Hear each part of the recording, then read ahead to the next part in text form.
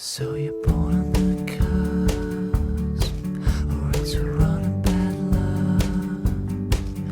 But it's bigger than us, it's bigger than love, and it's underhanded. Bueno, vamos a empezar, vamos con un poco de retraso, pero bueno, vamos a empezar este primer panel sobre un tema que realmente, bueno, lo han comentado antes, el patrimonio común y sobre todo promover la cultura de paz, ¿no? Eskerrik asko, erakundeari, gonbidapangatik. Hablar de este tema, sobre todo en un contexto actual, y yo creo que en un destino que, como han comentado, es un ejemplo de cómo a través de la cultura de paz se puede pasar de un territorio en conflicto usando la paz y la identidad como un elemento generador de desarrollo. Y en el caso de Euskadi, realmente yo creo que tenemos un ejemplo muy interesante. En este momento, cuando uno, yo lo trabajo con los alumnos en clase, cuando uno le dices Euskadi, ¿en qué piensa? Pues ahora piensan, en los últimos días en las encuestas hablaban del Basque Style, ¿no? Pues realmente es positivo, eso implica que todo el trabajo de las políticas públicas, esa sinergia con el sector privado, han ayudado a consolidar un destino. Pero lamentablemente nos encontramos, no podemos dejar de hablar en este momento en una mesa de patrimonio común y de cultura de paz, de los conflictos bélicos en los que estamos ahora asumidos, ¿no? Para la UNESCO, que es un poco la entidad que a nivel internacional... Sí. ¿Tienen traducción? No tienen el aparato, espera. lo siento. Si es posible, los aparatos de traducción simultánea para los ponentes. Y para Sue también. You don't understand, right? Okay. Okay. Okay, I can introduce in English. No? We have at this moment a situation with the conflicts. The conflicts from the origins in the Balkan countries, but especially in Afghanistan, in Iraq, in Syria, in Libya. The conflicts in association with this idea of use the heritage as an identity and as a tourism attraction is changing, especially when the Daesh starts to attack icons, heritage icons in the world in order to destroy the identity of these destinations. No? The case of Palmyra is one of the examples. No? The attacks to the Bardo Museum in Tunis is another example. Or the idea to attack in Paris the touristic places. No? And in this sense, from the UNESCO, it's not easy to work with these points, but the UNESCO starts a touristic campaign. The name is Unite for Heritage. No? It's one step, no? But I think that it's very important to work with this. No? Now we are talking about the Charter on Sustainable Tourism. No? And in this sense, from the culture, we need our contribution could be use the culture, the heritage, the cultural production, but also the cultural industries and the creativity in order to give to our citizens, but also to our visitors, an opportunity for use the culture to create synergies and to know the other. No? And in this sense, we have an important tools, the agreement, this third agreement between the World Tourism Organization and the UNESCO. We presented in February in Siem Reap in Camboy an action plan. I think that it's very important to create, to change the strategic plans to a real action plan. No? It's not easy because there are the problem of the budget for the implementation, but we are starting in this sense. No? People from the environment is working a lot with this concept of sustainable tourism, but not people who work in culture. And in this sense, I think that is another skill that we need for this implementation. No? But it's very important. We have, in some weeks, with Sue Miller, a meeting organized by UNESCO in China in order to work with this point, no? The sustainable tourism and culture for the next event of the United Nations, another summit, the Cities Summit. No? But well, we have here 5 experts, and in this sense, with different perspective. The first, in this sense, Luis Amore introduced us about this concept of the culture and the sustainable tourism and peace. I think this is our first, is an important background and a first perspective to give us the opportunities for this action plan, because the charter, it's important, this renovation of the charter, but important is to create an action plan associated to this charter. No? And please, the floor is yours.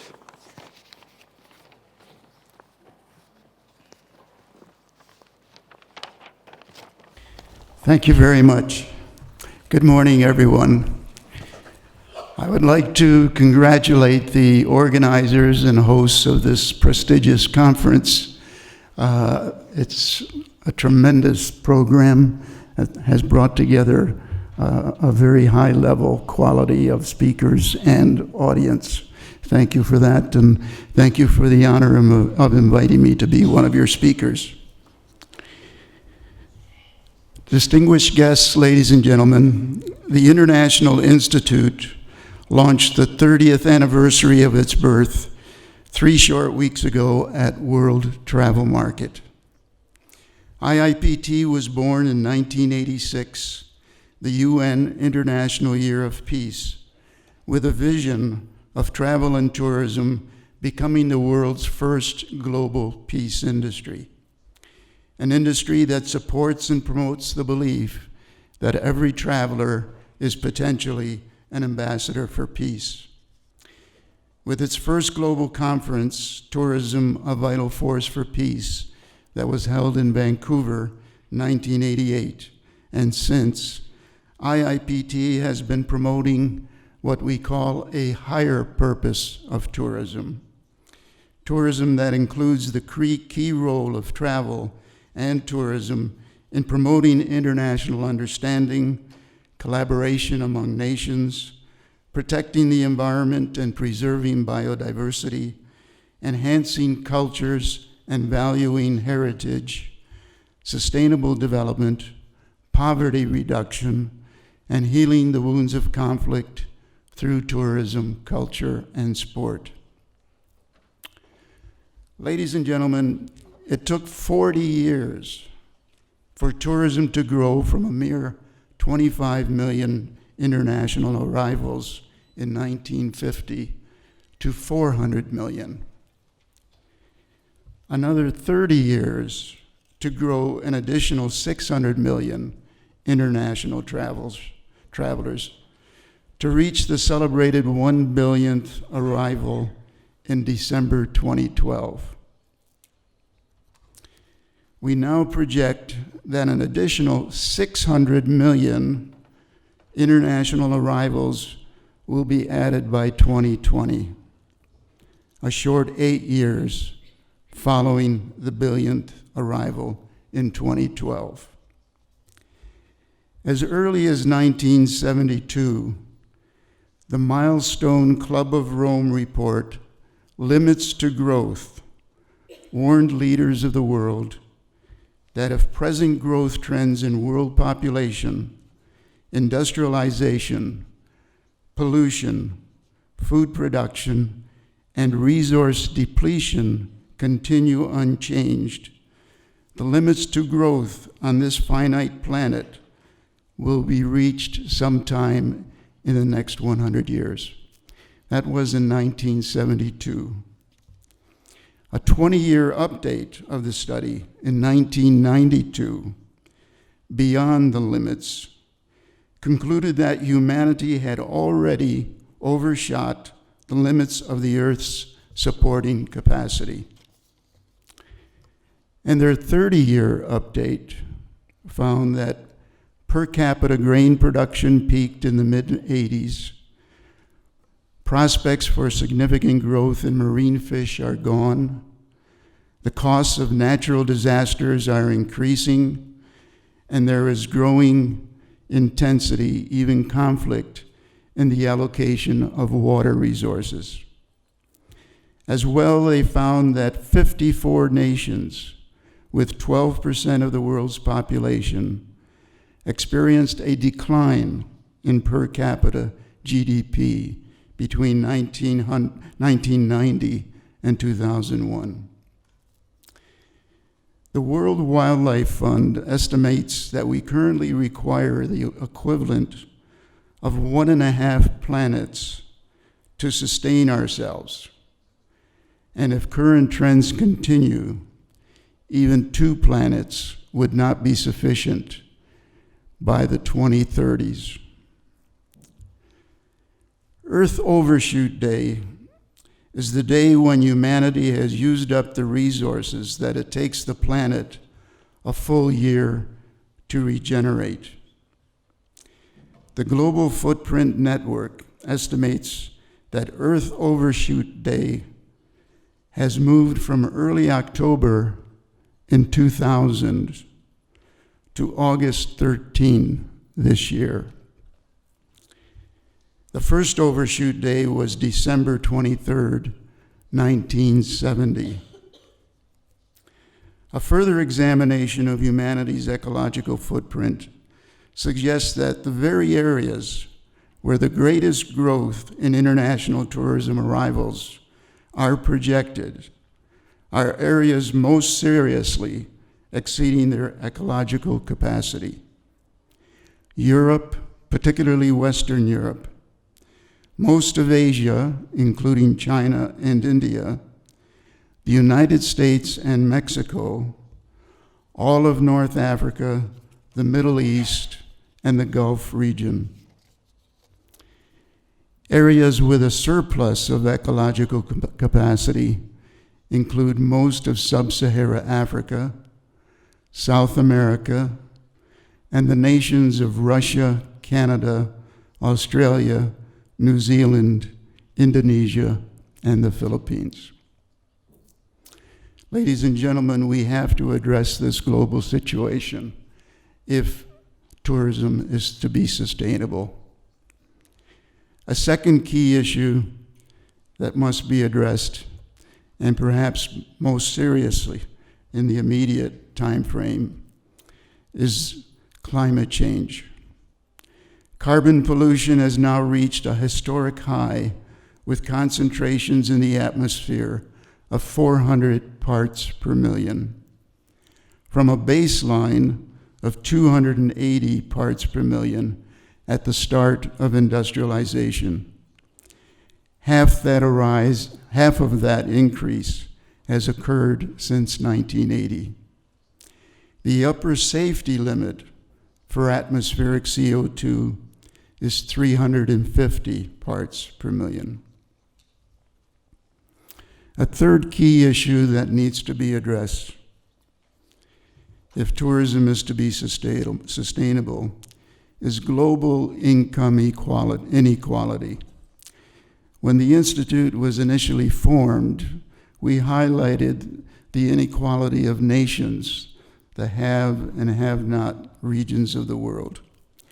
While this still continues, there is another major form of inequality. One of the key challenges of our time, and it is affecting countries around the world, developed and developing countries alike, is global income equality between the richest people of the world and the rest of humanity. Bernie Sanders, a candidate for president in the United States, has a campaign that emphasizes the enormous growth of income inequality in the US. He argues that 99% of all new income generated today goes to the top 1%, and that the top 1/10 of 1% owns as much wealth as the bottom 90%. And the fourth key issue is the continuing and growing threat of terrorism, which has a serious impact on international tourism, with much of it aimed at tourism, as we saw recently in Sharm el-Sheikh and Tunisia, and major sporting and entertainment venues in Paris. I look forward to discussing these and other issues with members of the panel and during the next 2 days. Thank you very much, and God bless you.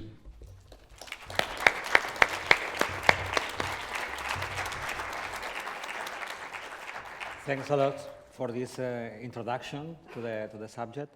And now, Sue Miller, the current president of the International Scientific Committee on Cultural Tourism. For me, it's an honor to introduce her, because she's at the end of the 80s introduced these questions about the heritage management and this vision of the sustainable tourism in Spain. No? And it's very important for us, this reference. No? I'm very pleased to be here, and thank you for inviting me. I think this is an extremely important conference. And I come representing ICOMOS, the International Committee of Monuments and Sites, and I have 3 key questions, 3 key areas that I think are worthy of debate in connection with the proposed new charter.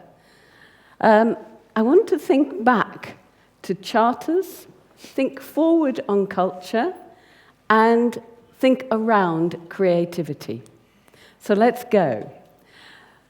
The reason I'm doing a PowerPoint is that I want to think about the whole idea of charters. We have a wonderful new draft proposed here, but the idea of charters was extremely bubbling around in the 1990s and early noughties. And there was a language of charters. And it was there even earlier. ICOMOS was pioneering and revolutionary. And it's the reason I got involved with ICOMOS, because in 1976, it was the first cultural tourism charter, with a very simplistic idea that cultural heritage and tourism went together. One protects the other, in the sense that the economic well-being of a society needs tourism, cultural heritage needs protection, and this simple circular idea just carries on. So the language was there in an elitist world that was referred to earlier. It was moved on in 1999 in parallel with the Sustainable Tourism Charter. And then we have a more dynamic notion, the interaction between tourism and cultural heritage. Tourism is growing fast. Domestic and international tourism continues to be amongst the foremost vehicles for cultural exchange, providing personal experience not only of that which has survived from the past, but the contemporary life and society of others. And that's something I want to cling to in reference to this new charter, the contemporary life and society of others. And there were 6 principles. We don't want to dwell on these. These were very much in parallel with the Sustainable Tourism Charter, mentioning communities, mentioning benefits for the host communities, and a worthwhile visitor experience. And this worthwhile visitor experience, I think, is something, again, we need to focus on more strongly.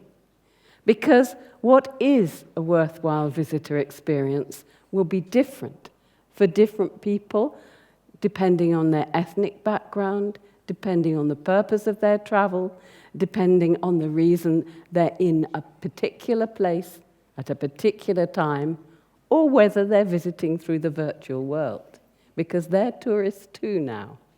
And this visitor experience is not just us who are working on sites, us who run organizations, us who work for governments and international organizations, communicating to others.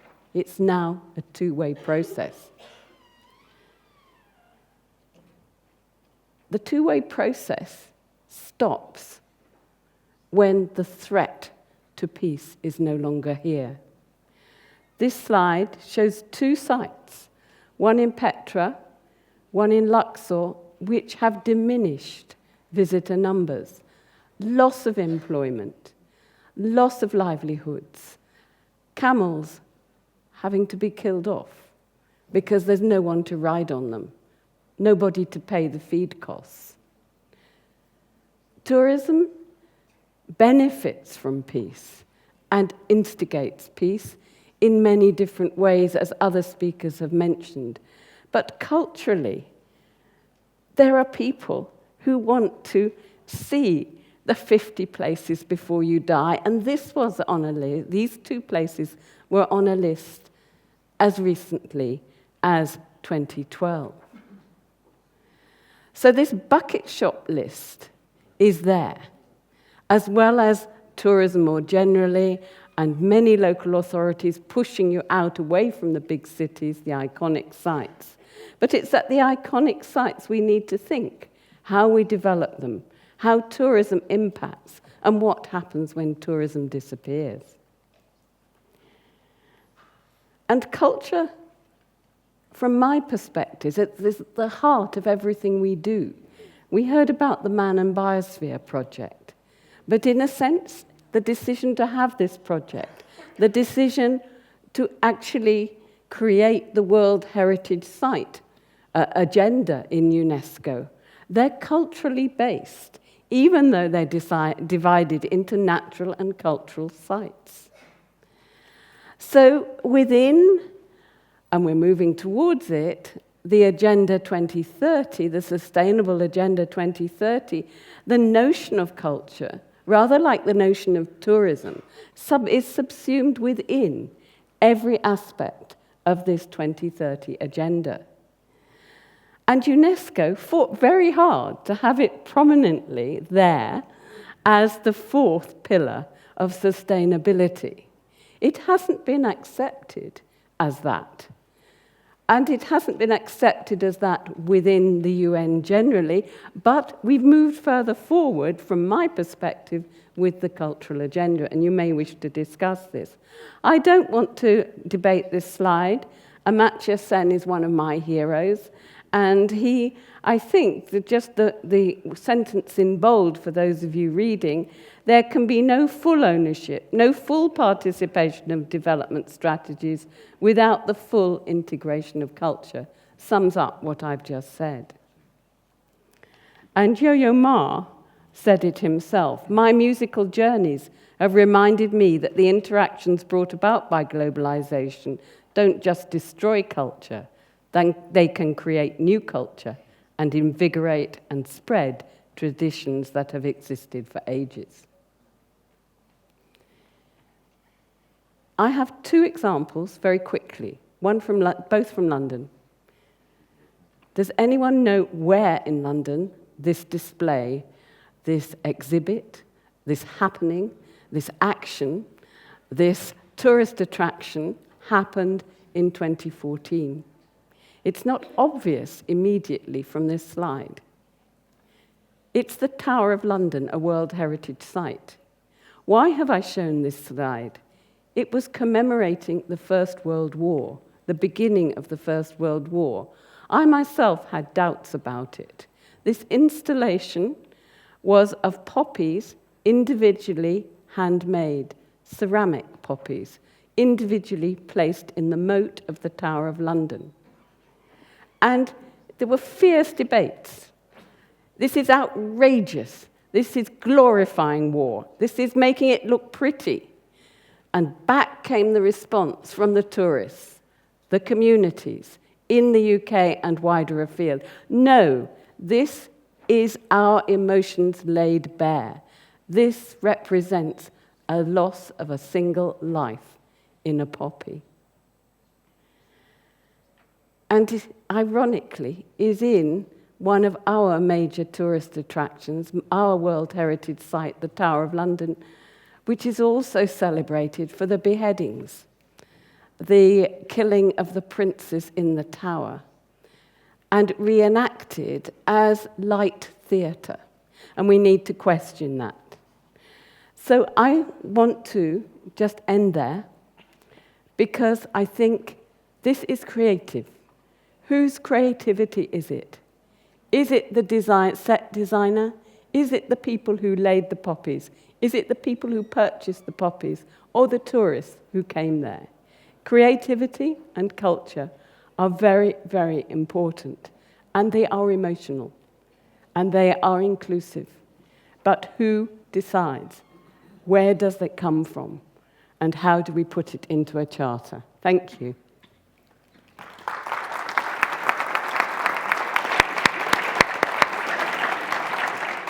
Thanks a lot, Sue. Now we have another speaker, Cordula Wohlmutter from the World Tourism Organization, with the perspective of one of the specialized body in the United Nations. Thank you so much. Thanks you, a lot Jordi. Thank you. to be here. First of all, thank you very much for inviting also to this panel. I have pleasure in addressing the audience and the expert in this room a little bit on tourism and peace and linkages. As I mentioned before, I joined the World Tourism Organization in 2006, where I had the honor to work with Mr. Luigi Cabrini in the regional program for Europe. That means UNWTO has 155 member states, and we divide them into regions. There would be the European region with 44 member states, and I was dealing with these 44 member states together with Luigi Cabrini. And during 6 years working in this department and dealing with the member states, very often I encountered situations where I thought that a better understanding of the use of tourism in building peace would be good to have. Then I started to do kind of research to find out what are the linkages between tourism as an instrument for building peace. Peace on the global basis, but also peace in a conflict or post-conflict setting. Now, beside a job like being a deputy regional director in UNWTO, there was not much time for doing proper research, and I decided to go on an unpaid leave from my job. And I joined a university. I'm Austrian, so I joined a university in Austria where I spent the last 3 years doing research in a peace research center where we did the so-called International Handbook on Tourism and Peace, where I am the editor, together with a very famous peace researcher of Austria. It's a compilation of chapters, of articles, of experts from all around the world. Politicians, for instance, one politician we had, it's the former tourism minister and the former deputy secretary general of UNWTO, Mr. David de Villiers, who was a tourism minister under Nelson Mandela in South Africa. But I also have a chapter in there by Louis D'Amore. Louis D'Amore is the one who created a movement on the use of tourism as an instrument for peace building. He was the first one who started a discourse on that. Now, the book, as such, has lots of case studies in there from Myanmar, from Colombia, from Sri Lanka, Cyprus, Ireland, you can find in there. Now, the most relevant findings, and this very often touches actually on what Sue said, and I think, Sue, we have to talk more, the two of us, later on, has to do with these different approaches when you discuss tourism and peace. What is tourism and peace? This is a super complex theme, and there are different approaches to it. Approach number one, from my side, is this, where we say tourism brings people together. Travelers and hosts are coming together. This, what happens in this context? We talk about the so-called contact hypothesis. The contact hypothesis is that when you discuss what is happening to the tourist and what is happening to the host. And we often say that your better intercultural understanding, maybe a reduction of prejudice is happening. But we have to be careful in our wording also, because this contact hypothesis is very critical of that what happens in between host and guest, because everybody has a different role. The tourist has a role, and the host has a certain role to play. The host is the one who is in a working environment, the tourist who is coming relaxed in a complete different mood, so to say. So in order to be able to reduce a prejudice, I would need a longer contact, and this is a research that is done already since a lot of years, high quality contact, very important to have a common objective, a cooperation on achieving a certain goal, and the same level contact. So there are some parameters that I need in the host-guest relationship in order to overcome a prejudice. In the field of tourism, mainstream tourism, mass tourism, this is almost never the case. But what we say here also is that tourism is a transformative power. And I wish to use the words of Henry Miller, who says, "One's destination is never a place. It's a new way of seeing things. And this transformative power is the power of tourism, actually, because we are exposed during our travels to other ways of life. Like we are here in the Basque Country, we understand better how the Basque Country looks like, how they live, what we eat here, how people think. And this is this understanding otherness, the other religious beliefs, cultures. So this is a very important aspect in the tourism and peace discourse. But then also, when you discuss this topic, you always have to understand what is a culture of peace. You mentioned culture of peace, it was mentioned before, also by Jordi. Interesting enough, the United Nations, when it was created in 1947, had no definition of peace. The peace definition came actually by the UNESCO in the year 2000, culture of peace. It's a set of values, attitudes, modes of behavior that reject violence and say that to overcome a conflict, I need to negotiate and to tackle the root causes through negotiation and discussion. So that's the culture of peace in very simple words, more or less what the UNESCO came up with action plans. Now, so that means I have one area of work, the contact hypothesis, guest-host relationship, but then I have also, of course, one of the building blocks of peace is the economic aspect of tourism, means this economic development, socioeconomic development is very important, of course, so also tourism contributes to that. This we understand quite well. We know how to measure that also. But then also the educational part of tourism. Now, beside that, what happens in the contact hypothesis, it's also the education, what happens to the traveler also when visiting, and this is about the visitor experience, when I visit a place, in particular, former conflict-related sites. And this with the First World War, what we saw is also a very important topic in Austria, of course. When you visit such a place, what happens to the visitor? And here we say that we believe that the tourism sector can be peace sensitive. Peace sensitive on all levels, and this is the one who is traveling to be aware of his potential, as that what Louis d'Amore said, as an ambassador of peace, to be receptive to the culture that I meet, full of respect and tolerance, but also on the host side, the ones who are working in tourism, to be peace sensitive, with understanding cultural differences, the competencies in this context. That means that I can introduce peace sensitive elements in my whole tourism sector. And it starts with the ones learning about tourism. Tourism as such, we understand, is a very conflict-ridden sector. It's super competitive. And also to overcome within the tourism sector, conflicts is of importance. And that's, I think we need a peaceful tourism industry before we can use it as a tool for peace. And last but not least, another area that we have made research on is tourism in a conflict-ridden or post-conflict context. Now, we understand that tourism, when the conflict occurs, tourism is going, and you said it very well, the tourism numbers are going immediately down. But at the same time, tourism is very resilient. The moment the conflict calms, is getting calmer, tourism comes back immediately again.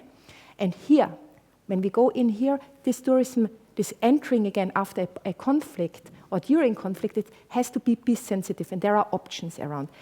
And we have good case studies in there for Colombia also and other countries.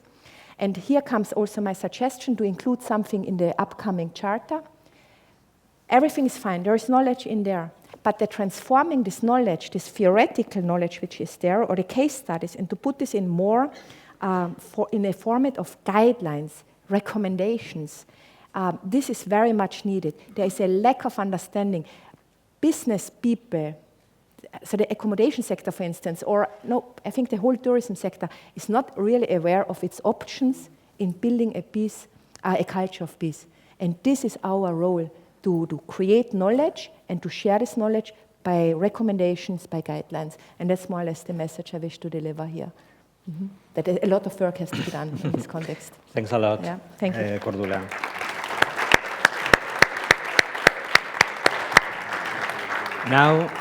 Now we go to introduce two examples of best practices, one from Morocco and one from Tenerife Island.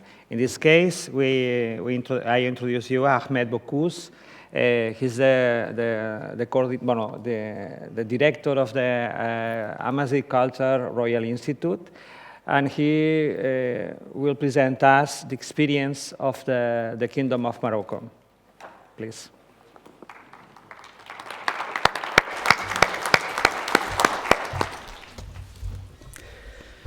First of all, I would like to thank the organizers and special thanks to Cipriano. I will start with some elements of the Moroccan vision about our issue. Nature and culture are two precious assets that are part of the common heritage of humanity. And our destiny depends on their preservation, protection, and promotion. And no country, no community, and no individual alone can meet the challenges of the gradual obsolescence of the diversity of cultures and languages.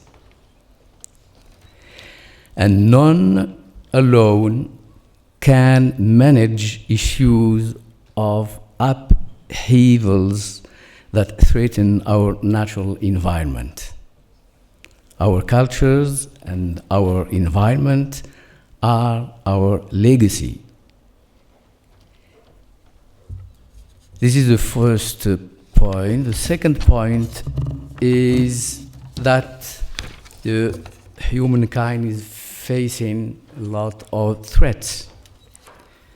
And I'm coming from MENA region, but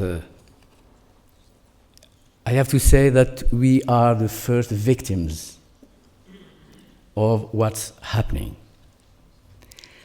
And the ways of salvation are varied, diverse, and multifaceted.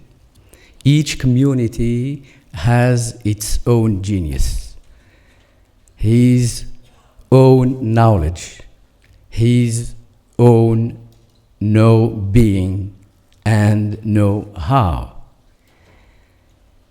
And synergizing our geniuses, our knowledges, our know-being, and our respective know-how is to multiply our chances for survival, our chances for a better future for all communities. And concerning Morocco, I would say,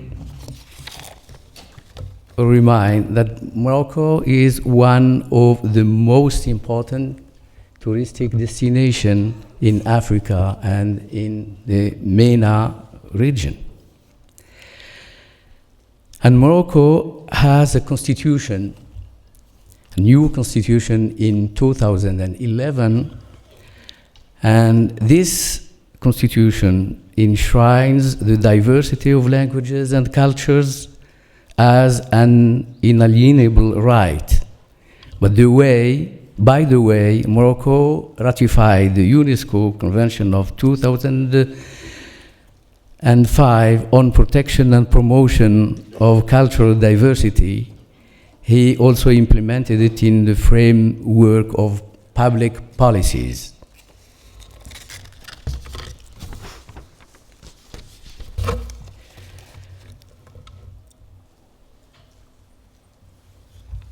What is our view on the issue of promoting tourism to serve peace? The dramatic events that plunge the world in mourning indicate that tourism is the recurrent target of terrorist attacks.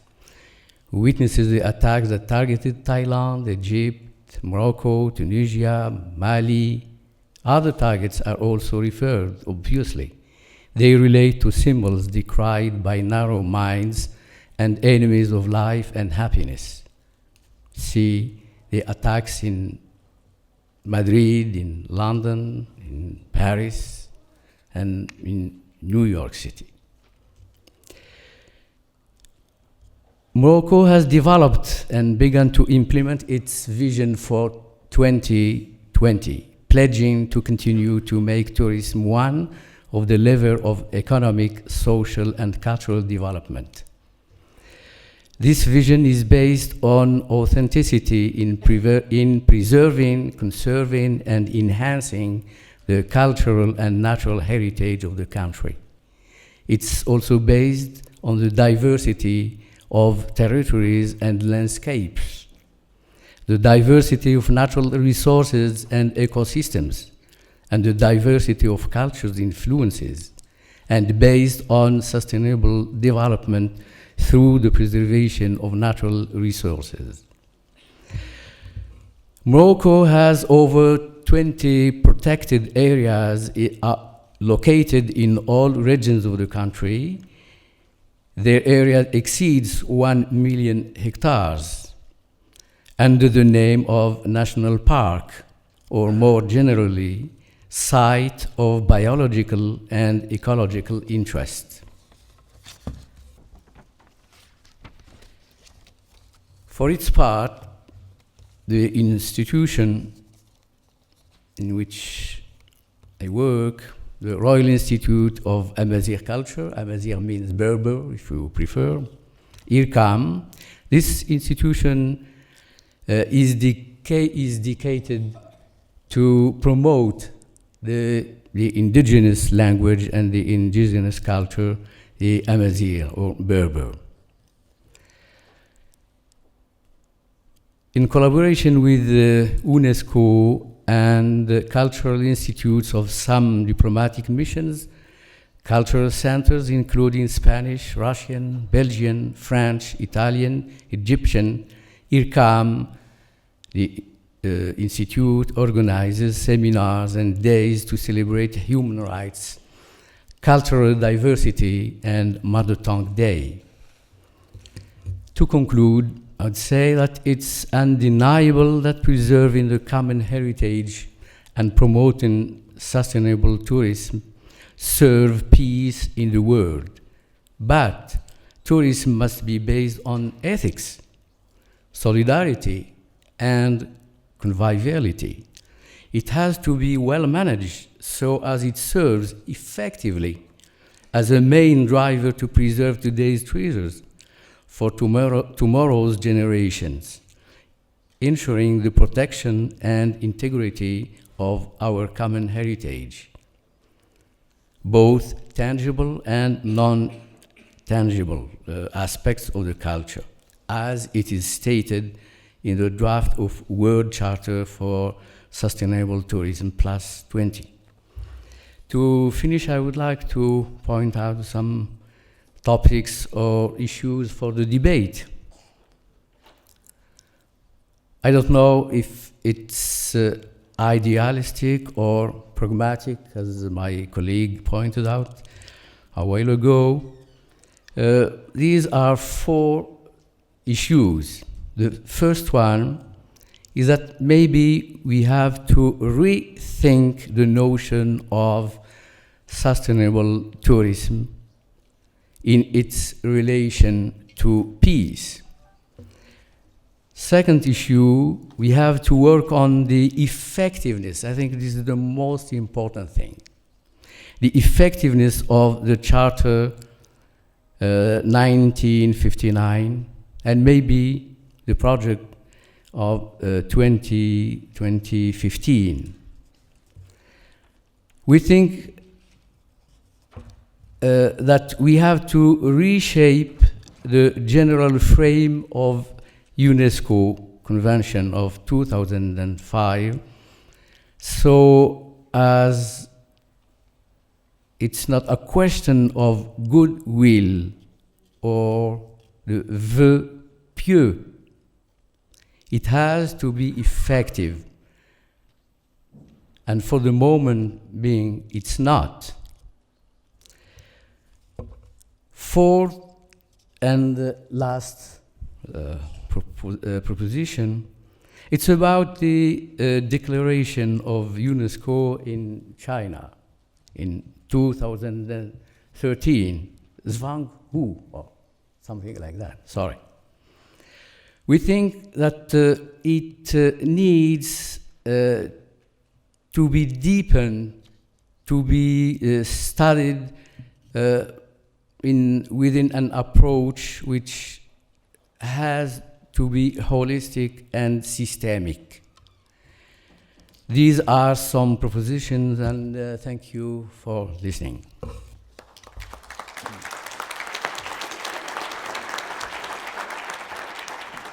Thanks a lot.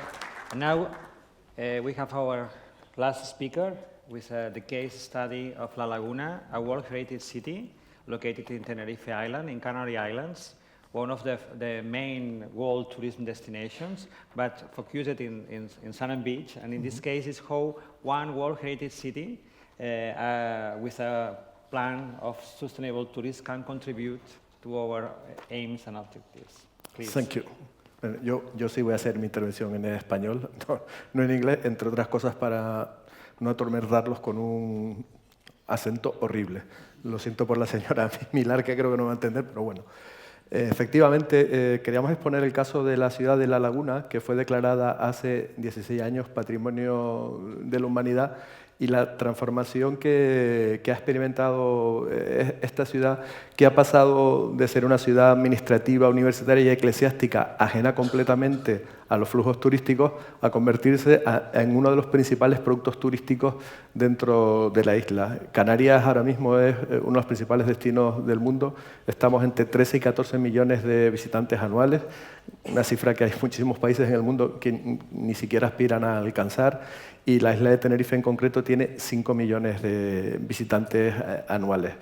La ciudad de La Laguna se encuentra en una zona que está fuera digamos, de los grandes resorts turísticos que están concentrados en la parte sur y en la parte norte de la isla. Ya se encuentra en la zona metropolitana y históricamente era una ciudad administrativa anclada en el pasado con un patrimonio muy importante, pero que a su vez se había convertido casi en un freno para el desarrollo de la ciudad, porque ese patrimonio, desde el punto de vista de la población local, no se comprendía y era entendido prácticamente como un freno. El patrimonio era una muralla para el desarrollo de la ciudad y se consideraba un obstáculo. Cuando a finales del siglo XX La Laguna empieza el camino para hacerse Patrimonio de la Humanidad, se conceptualiza la ciudad, y además quería destacar, ya que estamos en un debate sobre cultura de paz, que La Laguna es Patrimonio de la Humanidad porque es el modelo urbano de ciudad sin murallas que salta hacia América, es decir, una ciudad que ya surge en un territorio de paz, en un territorio pacificado, en un territorio sin conflicto, lo cual no deja de ser una paradoja en la situación actual. Pues bien, La Laguna, en el momento en que es declarado Patrimonio de la Humanidad, sufre una transformación a varios niveles. El primer nivel es un nivel urbanístico en el que lo que es la almendra, el núcleo histórico, se convierte en una zona peatonalizada. Se empieza a trabajar en temas de movilidad sostenible, se potencia enormemente el transporte público y, por lo tanto, lo que es la calidad urbana de la ciudad cambia completamente. En segundo lugar, lo que es la apreciación del patrimonio histórico, de la edificación, no tanto de la edificación pública, de lo que es el bien patrimonial que se considera del palacio, del edificio institucional, del edificio eclesiástico, sino de lo que es el patrimonio construido privado, que está en un estado realmente lamentable. Y en tercer lugar, la transformación que experimenta la sociedad, que pasa de ser una ciudad estática a una ciudad dinámica, porque el turismo transforma completamente las relaciones sociales. Ahora mismo, en solamente 15 años, La laguna ha pasado de ser una no ciudad, un no lugar desde el punto de vista turístico, a ser el séptimo destino interior de la isla. Es decir, hay entre 700 y 800.000 personas que van a la ciudad de La Laguna atraídas por el concepto de patrimonio mundial. Es la misma ciudad en cuanto a lo que es su componente patrimonial, es exactamente la misma, pero la conceptualización del patrimonio como un elemento turístico atractivo ha dado completamente la vuelta a la ciudad. Y es muy interesante, especialmente, la visión que tiene ahora la población del patrimonio, la visión que se tenía antes de la casa antigua, de la casa que era, para decirlo llanamente, era un trasto, no se consideraba un bien, sino se consideraba un problema, que ahora mismo pasaba a ser un elemento de dinamización, un elemento sobre el que se puede generar actividad, porque el turismo tiene la capacidad, como decía la señora Millar, de ayudar a preservar el patrimonio poniéndolo en valor. Un aspecto también que ha sido muy importante para la ciudad con la Declaración de Patrimonio Mundial es que efectivamente ha introducido políticas de sostenibilidad que no existían antes. En primer lugar, por el tema de la movilidad, se ha obligado también a hacer una gestión de los residuos mucho más moderna y mucho más transparente. La gestión de la energía también ha ido en esa línea. O sea que el patrimonio, es curioso, en el caso de una ciudad como esta, el patrimonio ha sido capaz de generar políticas de sostenibilidad por su puesta en valor, que creo que es un fenómeno muy interesante y posiblemente extrapolable a otros lugares. ¿Cuáles son? Sin embargo, siempre hay una cara de la moneda, ¿no? No todo puede ser positivo. Que principalmente, y lo estábamos hablando esta mañana, uno de los gaps que tiene este desarrollo ha sido la inserción de la población local en el desarrollo turístico. La percepción que tienen los habitantes de la ciudad de cómo se transforma lo que era una ciudad estática. Hay un relato de una viajera inglesa en el siglo XIX que va a la ciudad y que cuenta que era una ciudad húmeda, porque, bueno, aunque Canarias sea un destino de sol y playa, esta es una ciudad que está a 700 metros de altura. Se llama La Laguna porque había una antigua laguna que se secó en el siglo XIX. O sea, tiene unas condiciones climáticas que hay mañanas que tú sales abrigado y de repente ves a un turista que ha venido de la costa en mangas de camisa y congelándose por la calle. Pero bueno, esa ciudad que... me ha ido un poco. Esa transformación de la ciudad para la población local no ha sido fácil de asimilar.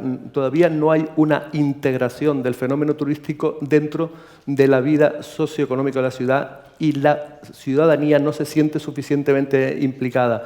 Posiblemente, que es un aspecto que además es clave en la sostenibilidad, que es la implicación de las comunidades locales en el fenómeno turístico, probablemente es uno de los gaps que tiene.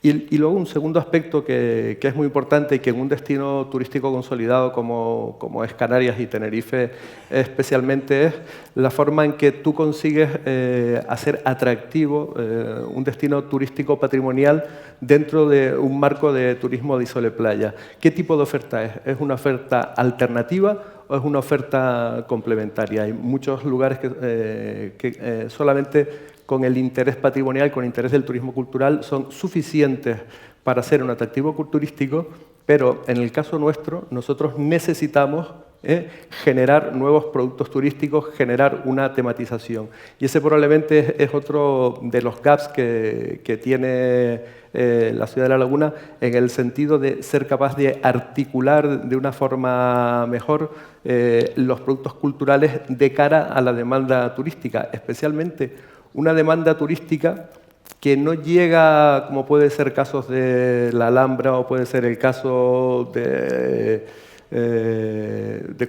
otras ciudades patrimonio que es más claro, por ejemplo, como puede ser llegar al Machu Picchu o cosas así. En nuestro caso tenemos la ventaja de que tenemos el turismo a nuestras puertas, pero la dificultad de que es un turismo que no está buscando cultura y que hay que ver la forma en que nosotros conseguimos en que ellos contribuyan a preservar el patrimonio haciéndolo lo suficientemente atractivo. O sea que, para resumir, nosotros tenemos un caso en La Laguna en la que el turismo ha conseguido poner en valor el patrimonio, especialmente de cara a la propia población local, que en absoluto tenía esa percepción, y yo que además nací en La Laguna y he vivido casi toda mi vida ahí, puedo decir que eso era una verdad absoluta. En segundo lugar, ha conseguido generar políticas de sostenibilidad que han dado una calidad urbana, una calidad ambiental que la ciudad no tenía y que han venido aparejadas. Y en tercer lugar, ha tenido la capacidad de dinamizar la sociedad, de convertir una ciudad estática, una ciudad administrativa, una ciudad que se puede decir que tenía el retrovisor mirando al pasado, a una ciudad mucho más activa, pero con esa dificultad, digamos, con ese reto de cómo integramos a la comunidad local, a la población local dentro del fenómeno turístico, y de esa manera podemos enganchar todos los aspectos de la sostenibilidad, por una parte una mejora en la condición ambiental, por otra parte el desarrollo económico y en tercer lugar el desarrollo sociocultural. Muchísimas gracias, Luis Cortázar.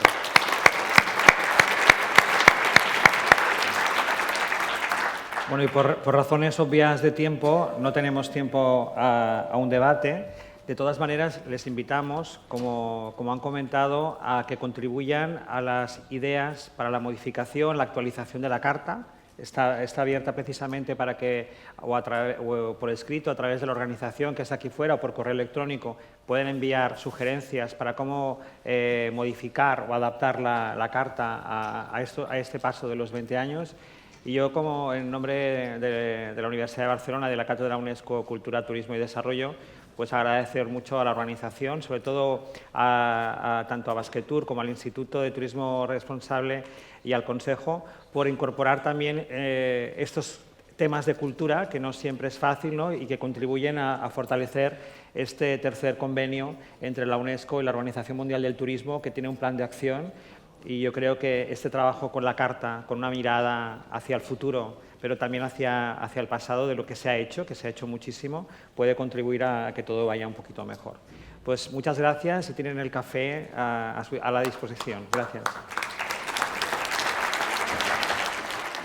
Una presentación de la Generalitat de Cataluña y el Gobierno vasco, la Consejería Turismo, sobre el compromiso con el turismo responsable en Cataluña y Euskadi, más allá de la certificación. Yo quisiera aquí, nos acompaña el secretario de Empresa y Competitividad de la Generalitat de Cataluña, Pere Torres, y la viceconsejera de Comercio y Turismo del Gobierno vasco, Isia Espalza. Y yo quisiera aquí comentar cómo Cataluña ha apostado por la sostenibilidad en el sector turístico.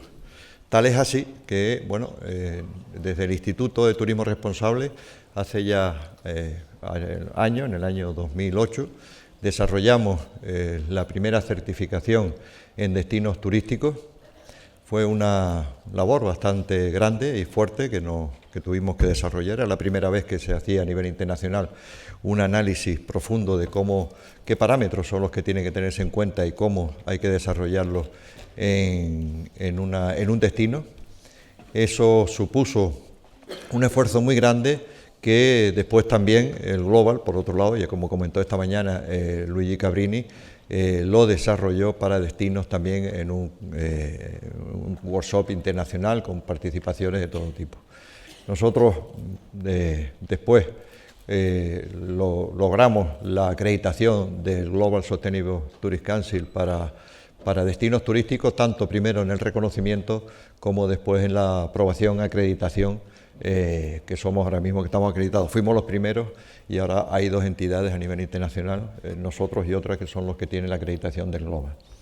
Quisiera destacar esto porque el esfuerzo que se hizo con Barcelona después se trasladó a todo lo que es el gobierno de la Generalitat y acabamos de entregarle la certificación después de un año de trabajo a la Generalitat de Cataluña, al sector turístico de destino turístico sostenible, en este caso de lo que es Cataluña, ¿no? E igual hemos empezado en el País Vasco, porque la apuesta del País Vasco para la sostenibilidad también turística es muy grande y por eso aquí nos acompañan los dos representantes. Dicho esto, le voy a pedir la palabra al señor Pere Torres, secretario de Empresa y Competitividad de la Generalitat de Cataluña. Gracias.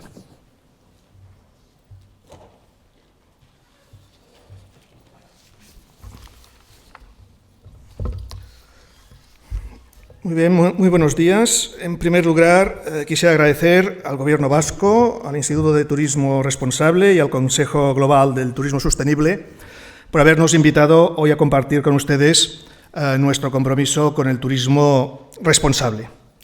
Con todos ellos tenemos larga colaboración, pero ya que estamos en el País Vasco, quisiera poner de relieve nuestros lazos con el Gobierno vasco y, de hecho, desde hace ya un tiempo tenemos un convenio de colaboración en desarrollo económico entre el Gobierno vasco y el Gobierno catalán. Uno de los puntos en este convenio es precisamente la cooperación en materia turística. Y en este sentido ya hemos tenido diversas oportunidades de encontrarnos y de discutir proyectos conjuntos que a lo largo de los próximos tiempos irán viendo la luz. A ver. ¿No lo he hecho bien? Bien.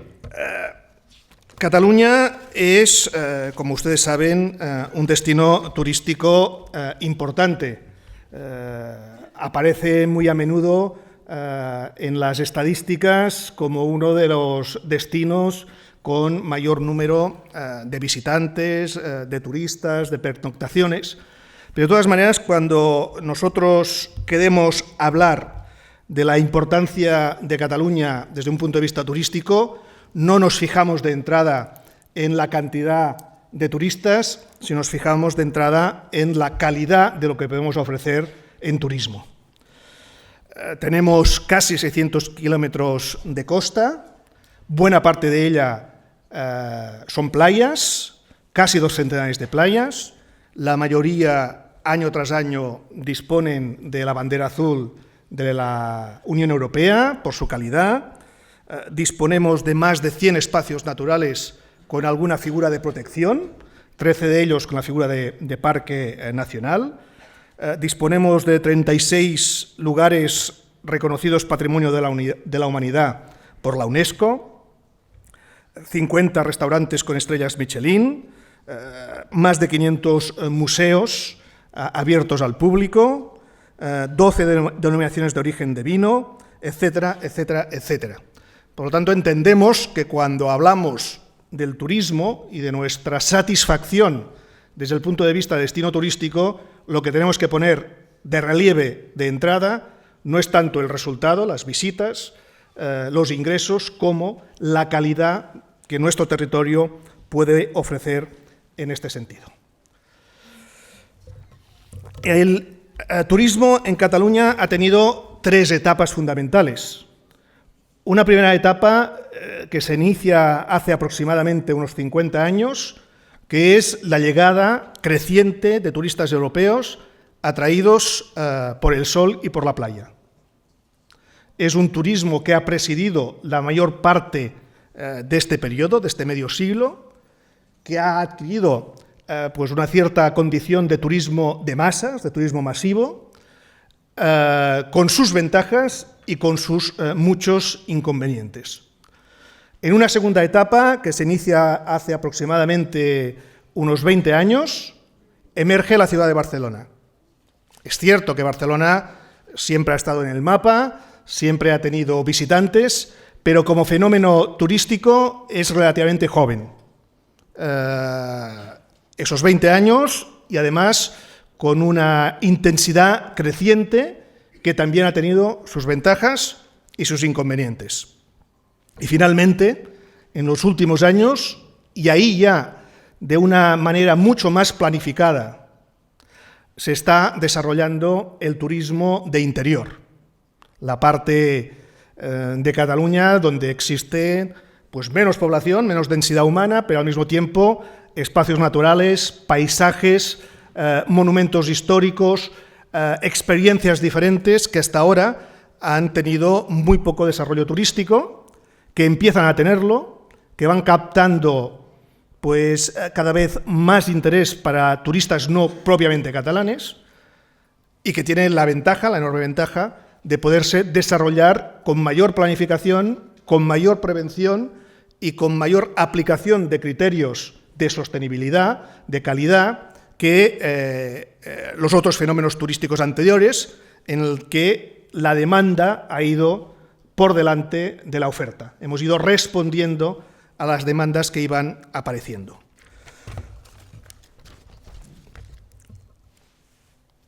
Bien, también para aquellos que no conozcan Cataluña y dar tres cifras para situarnos desde un punto de vista de dimensión. Cataluña tiene una superficie equivalente a la de Bélgica, tiene una población equivalente a la de Hong Kong y tiene un Producto Interior Bruto equivalente a Israel. Y he ido a buscar lugares lejanos precisamente porque estamos hablando de turismo. Esa es nuestra realidad. Y es sobre esa realidad que hemos construido un turismo que tiene unas cifras que no son estas. Ya les pido disculpas con esta transparencia, pero los datos que ahí aparecen no son los correctos y se los voy a dar rápidamente los buenos. Olviden los 30 millones de visitantes y situémonos en turistas con pernoctación. En el año pasado los turistas con pernoctación fueron 31 millones de personas, de los cuales el 33,5% eran catalanes, el 13,1% eran españoles y el 53,4% eran del resto del mundo. Y aparte tuvimos al menos 13,3 millones de visitantes de un solo día, sin pernoctación, aunque esta es la cifra que se ha podido estimar y probablemente es superior porque es un ámbito en el cual la capacidad de control numérico es muy poco sólida, ¿no? En cuanto al turismo extranjero, nos dejaron 16.800 millones de euros en gasto directo, lo que representa una media de 900 euros por turista, y en las encuestas que se han realizado, su grado de satisfacción en relación a la oferta ha sido de un 8,6 sobre 10. Pero de todas maneras no les venía a hablar fundamentalmente de estas cuestiones, porque esa es la realidad de partida y es una realidad que quizá a través de las cifras puede parecer muy satisfactoria, pero nosotros que conocemos la realidad desglosada aún nos encontramos insatisfechos con el modelo turístico que tenemos en Cataluña. Y como Gobierno, y en concordancia con el sector privado y con las administraciones locales catalanas, nos hemos propuesto introducir una serie de elementos de modificación y de evolución de este modelo turístico hacia el año 2020, de manera que al final sea un modelo turístico más sostenible, más competitivo, también más responsable y, sobre todo, con mayor calidad. Y esto lo hemos concretado en estos 5 retos principales. El primero es el reto de la gobernanza. No sé si les voy a descubrir algo, porque creo que la realidad catalana es suficientemente conocida, pero a veces también es muy estereotipada. En Cataluña, la sociedad catalana tiene un elemento anarquista muy importante. Somos, además, absolutamente enemigos de cualquier tipo de centralismo, venga de donde venga, y muy recelosos de aquello que es grande. Y eso hace que seamos como somos, pero al mismo tiempo introduce algunas dificultades operativas cuando debemos afrontar retos conjuntos. Y en el ámbito del turismo partimos de una base muy fragmentada, con muchísimas organizaciones que quieren desarrollar sus iniciativas turísticas, con muchas marcas, con muchas estrategias de promoción interna y externa, y eso, al fin y al cabo, nos acaba perjudicando porque hay demasiados esfuerzos redundantes y demasiadas energías no suficientemente bien dirigidas. Uno de los objetivos que ya hemos puesto en marcha a lo largo de la última legislatura y que va a continuar es precisamente encontrar mecanismos confederales. Este es otro de nuestros espíritus, la confederación desde que aparecimos en el siglo VIII, entre las diferentes organizaciones que se ocupan del turismo. De manera que, sin que nadie tenga que renunciar a su personalidad, a sus ganas de tomar decisiones, a sus iniciativas particulares, exista un marco común de orientación y que en determinados aspectos la toma de decisiones sea conjunta. Este es uno de nuestros grandes retos. En la medida que sepamos resolverlo satisfactoriamente, creemos que el turismo en Cataluña va a dar un salto importante en cuanto a los resultados de sus esfuerzos. Un segundo reto es el del desarrollo sostenible.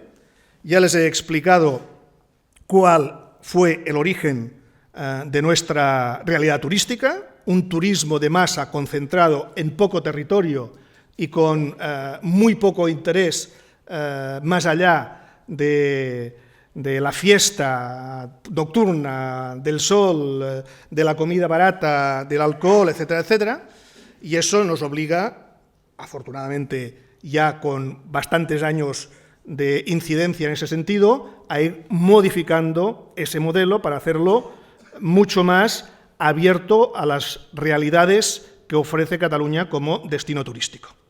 Y ahí la sostenibilidad es algo que nos preocupa de una manera importante. Y muchos de los esfuerzos que estamos realizando van en esa línea. La calidad, la sostenibilidad nos llevan a diseñar nuevos productos turísticos. No quedamos satisfechos con los existentes, creemos que ofreciendo lo mismo de siempre vamos a tener los mismos resultados de siempre, con lo cual, si queremos una transformación, una evolución de nuestro modelo turístico, debemos evolucionar también los productos turísticos. Tenemos un reto de conocimiento y de inteligencia. Existen numerosísimos datos sobre el turismo, pero no están suficientemente bien sistematizados, en muchos casos no están suficientemente bien validados y en general no están suficientemente bien analizados para encontrar respuestas que sirvan para orientar decisiones de futuro.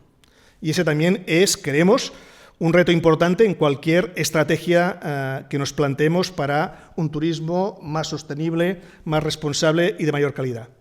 Y en este último aspecto, el reto de la excelencia, de la calidad, también es un reto que nos hemos planteado a través de iniciativas concretas que no explico porque nos llevaría a agotar no solo mi turno y el de la viceconsejera, sino de varios que vinieran detrás. Todo esto nos lo marcamos con el horizonte 2020. Les voy a leer, porque esto es para leer. Ya saben ustedes que cuando se define una estrategia, uno de las obsesiones de los consultores es definir la visión. Tenemos definida la visión y, lógicamente, como intenta englobar todo lo que se pretende, pues es una frase larga, pero una frase suficientemente descriptiva. El objetivo que nos marcamos para el año 2020 es ser un referente turístico global, fruto de la riqueza de experiencias de calidad, creadas a partir de sus activos y su identidad, que configuren una propuesta de valor sostenible y competitiva, gracias a un modelo de liderazgo público y privado, compartido, innovador, que priorice la calidad por encima de la cantidad, con el objetivo final de que el turismo contribuya a aumentar la riqueza y mejorar la calidad de vida de los catalanes. Desde un punto de vista de gobierno, ustedes entenderán que nuestra preocupación desde el punto de vista turístico es una preocupación orientada hacia nuestro desarrollo económico. Es evidente que vamos a respetar los intereses de crecimiento personal que puedan tener los visitantes que vengan a Cataluña, pero nuestro objetivo como gobierno es que esto tenga una repercusión importante en nuestro Producto Interior Bruto, en la generación de puestos de trabajo, etcétera, etcétera. Por lo tanto, voy acabando. Por lo tanto, nuestro objetivo ya es abandonar cualquier batalla por la cantidad. Esa batalla ya la hemos hecho. Nuestros esfuerzos de futuro siempre van a estar orientados, y están ya orientados, a batallas por la calidad. Calidad que nosotros subdividimos en dos aspectos: la calidad del destino, y por tanto el esfuerzo que deben realizar las administraciones públicas y el sector privado en Cataluña para mejorar constantemente la oferta turística, pero también la calidad del turista desde el punto de vista de su capacidad de aportación de riqueza a la sociedad catalana, su capacidad de actuación responsable en cuanto esté presente en Cataluña y al mismo tiempo también de elemento propagador de nuestra calidad. Nuestra estrategia se basa fundamentalmente en lo que los expertos han llamado jugar a favor de la competitividad sostenible. En ese aspecto, y me detengo 15 segundos en ello, uno de los elementos que hemos puesto en nuestras prioridades a lo largo de los últimos años es el turismo accesible. Creemos que una oferta de calidad es una oferta que pueda llegar a todos los turistas sin desfavorecer a aquellos que tienen capacidades distintas a la mayoría. Y en ese sentido el turismo accesible ha sido una apuesta permanente. En estos momentos tenemos 25 destinos turísticos que son plenamente accesibles, que están trabajados en este sentido, y estamos desarrollando con la colaboración de organizaciones y fundaciones orientadas precisamente a estos sectores en avanzar para que esto se vaya generalizando en el conjunto del país. Por otro lado, nuestra preocupación también va ligada a lo que se llamó en su momento la Declaración de Barcelona, que es una declaración orientada a tener un turismo más responsable, tanto desde el punto de vista de la oferta como de la demanda. De todas maneras, como en esta materia disponemos de organizaciones propias y de expertos, como el señor Jordi Ficapal, que va a hablar en nuestra mesa redonda, pues no me voy a extender en ello. Y finalmente, como ya ha dicho el señor Azcárate, quisimos aprovechar la posibilidad de certificar externamente estos esfuerzos y apostamos por seguir los trámites y los exámenes y las evaluaciones de la certificación Biosphere. Afortunadamente hemos tenido la posibilidad pues, de reunir las condiciones exigentes que nos han sido requeridas. Fue la semana pasada la semana pasada creo, o la anterior, que nuestro consejero recibió ya la certificación formal. Estamos muy satisfechos de ello, pero sabemos que esto no es un fin en sí, no es solo una etiqueta para ir mostrando, sino que es fundamentalmente un compromiso tanto del sector público como del sector privado para que esos esfuerzos realizados hasta hoy se multipliquen y perseveren en el futuro para que consigamos precisamente que nuestro modelo turístico esté permanentemente comprometido en mejorar su calidad, en mejorar su responsabilidad y en mejorar su sostenibilidad. Y estas son, pues, en esencia y muy panorámicamente, las motivaciones, el punto de partida y los compromisos que tenemos adquiridos de cara al futuro. Muchas gracias.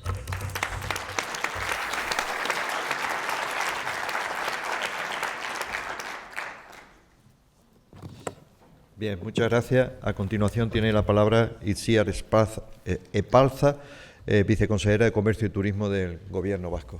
Itziar, por favor.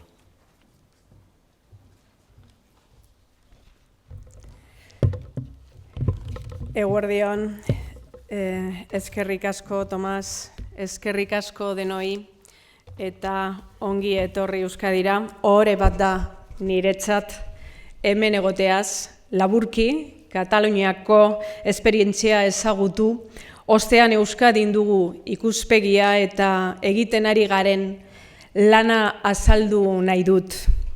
El turismo yo creo que lo llevamos escuchando durante esta mañana, pero estoy segura que todas las personas que en estos momentos nos acompañan en esta cumbre saben que constituye para la mayoría de los destinos un importante motor de desarrollo y además un excelente mecanismo de compensación económica, cohesión social e intercambio cultural internacional.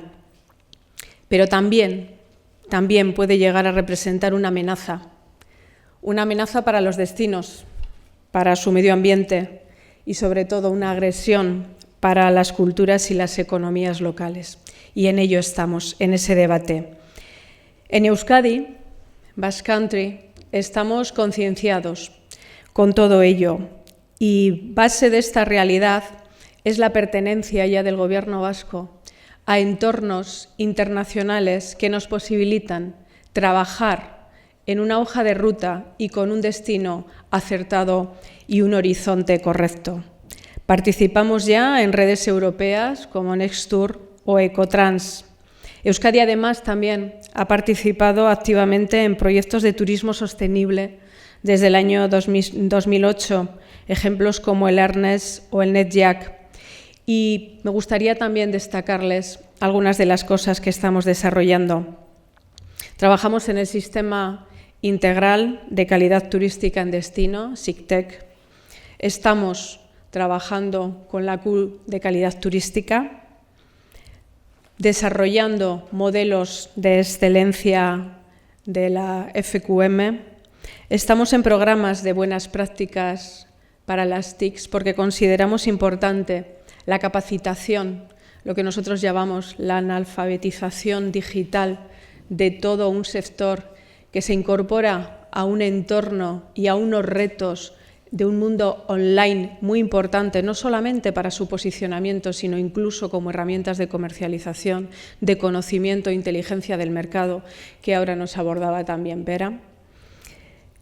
Por supuesto, la Carta Europea de Turismo Sostenible para espacios naturales protegidos, la ecoetiqueta europea como signo de calidad ambiental, certificado por un organismo independiente y avalado en toda Europa. Y además incluso hemos celebrado este verano aquí también en Vitoria-Gasteiz el llamamiento a la acción de Gasteiz en turismo sostenible y gestión de proyectos, que luego además va a exponer Silvia Barbone en el panel 6 de esta cumbre. Y todas estas iniciativas, todas estas acciones, todos estos retos que nos hemos planteado, participaciones que nos hemos planteado de nuestro Gobierno, de nuestro destino, en estos foros y en estos programas, tal y como explicaba esta mañana nuestra consejera, tienen que ver y están dentro de una estrategia clara. Nosotros tenemos desarrollado una hoja de ruta, el Plan de Turismo Vasco 2020, que busca extender la cultura de la sostenibilidad siempre bajo la triple vertiente de económica, social y medioambiental al sector del turismo. Estamos avanzando en la implementación y reconocimiento de la gestión ambiental e integrándolo además en los sistemas de gestión de las empresas de la mano de todos nuestros entes de cooperación turística, que en este caso son nuestros colaboradores naturales, son colaboradores público-privados que nos están ayudando en todas las comarcas y municipios a extender todo este proyecto. Son colaboradores que nos ayudan a vehiculizar nuestras políticas de turismo hacia el sector, dando herramientas que permitan a las empresas turísticas empoderarse y mejorar su competitividad, pero sobre todo hacerlo de forma sostenible y responsable. La OMT afirma que la sostenibilidad y la competitividad son interdependientes. El turismo solo puede ser competitivo a medio y largo plazo si impacta positivamente a nivel económico, social y ambiental, es decir, si es sostenible, y solo puede ser sostenible si es competitivo. Euskadi ha hecho suyo este pronunciamiento que se comparte, me atrevo a decir mayoritariamente, por un pueblo que cuida sus valores ancestrales y que además va a seguir haciéndolo a futuro. El compromiso de Euskadi con la sostenibilidad además se está reafirmando a día de hoy con la futura certificación de Euskadi como destino Biosphere, el cual promueve la materialización de los compromisos contenidos en la Carta Mundial de Turismo Sostenible +20. El objetivo de esta certificación, Biosfera Euskadi, es abordar la sostenibilidad, entendiendo esta como el conjunto del desarrollo humano de los ciudadanos y el grado de sostenibilidad ambiental, cultural y socioeconómica de nuestra actividad turística, extendiendo además esta marca Biosphere desde Euskadi Basque Country a las 6 partes de nuestro destino, que está compuesto en estos momentos por Vitoria-Gasteiz, hoy nos acompañaba su alcalde, por Bilbao, por Gasteiz, por Donostia-San Sebastián, disculpen, por la Costa Vasca, por el interior y por Rioja Alavesa. A día de hoy en Euskadi nos encontramos inmersos en este proceso de implantación de la certificación Biosfera Euskadi, así como el propio destino Vitoria-Gasteiz, que para nosotros no solamente es un objetivo, sino que queremos que sea una herramienta para la gestión sostenible del turismo vasco y un medio que permita a Euskadi prosperar económicamente, preservando su riqueza natural y, sobre todo, nuestra identidad vasca. Gracias por permitirme compartir con todos ustedes algunos de estos aspectos de nuestra labor. Kultura eta pasaia aurkitzailentzako herrialde gara. Kalitatea maite dutenetzako herrialde gara. Gizateria osoaren ondarea zaintzen dugu, Europako hizkuntzarik zaharrena. Zaintza hori gure ohituretan, gure hirietan, gure itsasbazter eta mendietan, eta baita gure lan egiteko moduan ere islatzen da. Basque Country is a singular destination with a strong cultural identity. We care our costumes, language, culture, sport and music. I invite you to get to know us better, and you will realize as well the strength with which we Basques love our country. Thank you very much. Muchísimas gracias. Eskerrik asko.